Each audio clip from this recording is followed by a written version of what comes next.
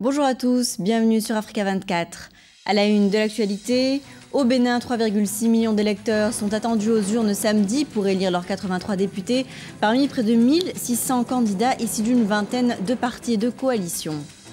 À Bamako, au Mali, le Salon international de l'emploi ferme ses portes samedi.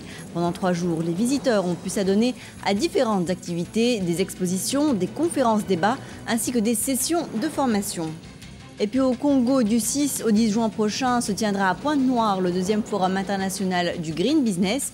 Nous recevons sur le plateau Didier Mawenzela, président de la Chambre de commerce de Pointe-Noire. Le bassin du Congo offre une multitude de secteurs de développement, comme l'écotourisme, la foresterie ou encore la production d'énergie renouvelable. Le Green Business a du potentiel en Afrique, à l'heure où la planète doit faire face à un changement climatique. Et c'est dans ce sens que se tiendra du 6 au 10 juin prochain à Pointe-Noire au Congo, le 2e Forum international sur le Green Business et l'investissement en Afrique centrale. Valentine Patry. Vendredi, à Paris, le président de la Chambre de commerce de Pointe-Noire est venu présenter à la presse une initiative écologique congolaise.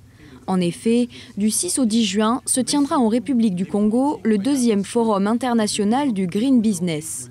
En fait, le Green Business, c'est quoi? C'est toutes les activités agricoles, industrielles, de services, mais qui sont menées tout en intégrant des mesures ou des décisions de protection de l'environnement. En fait, le Green Business, c'est tout ce que se fait avec une dimension environnementale très poussée. Les organisateurs du forum souhaitent donc faire surgir des initiatives novatrices et attirer les investisseurs.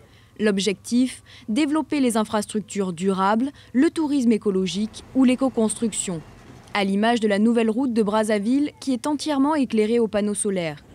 Pour satisfaire ces ambitions vertes, les pays d'Afrique centrale comptent bien adapter leur législation pour participer activement à l'essor de l'écologie dans le continent. L'Afrique a été absent du premier boom des nouvelles technologies. Il faut que nous fassions en sorte que l'Afrique ne loupe pas ce train de Green Business. Le but de ce forum, permettre à l'Afrique de devenir un acteur essentiel en matière d'énergie verte, créer des emplois, mais aussi améliorer les conditions de vie de ses populations avec un développement concret et durable. Nous recevons sur le plateau Didier Mawenzela, président de la Chambre de commerce de Pointe-Noire. Alors, il s'agit de la 2e édition du Forum sur le Green Business. Quel en est l'objectif? L'objectif, en fait, c'est voir comment, en fait, le secteur privé africain peut tirer profit des réelles opportunités que regorge l'Afrique en ce qui concerne le Green Business en vue de son développement et de l'amélioration des conditions de vie des populations. C'est l'objectif principal. Vous savez que jusqu'à aujourd'hui, l'Afrique a une économie de rente et on veut en fait passer l'étape d'économie de rente en profitant de cette opportunité du Green Business qui est ouverte à tout le monde aujourd'hui. Et quelles sont les opportunités d'affaires dans le secteur, dans la zone du bassin du Congo?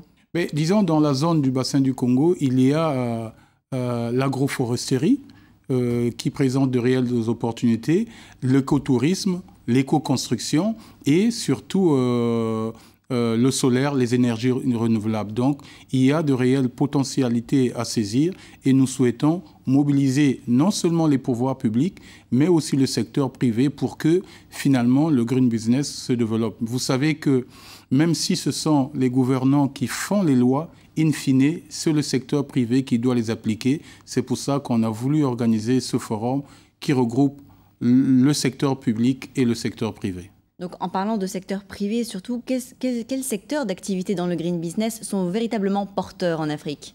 Bon, aujourd'hui, il y a tout ce qui est environnement. En fait, vous savez que de plus en plus, on parle de l'Afrique comme étant une poubelle. Ce qu'il faut, c'est développer des opportunités dans ce domaine de déchets. Comment peut-on faire? Il faut donner de la valeur aux déchets. Il y a une expérience qui s'est menée au niveau du Congo en ce qui concerne le ramassage des déchets ferreux.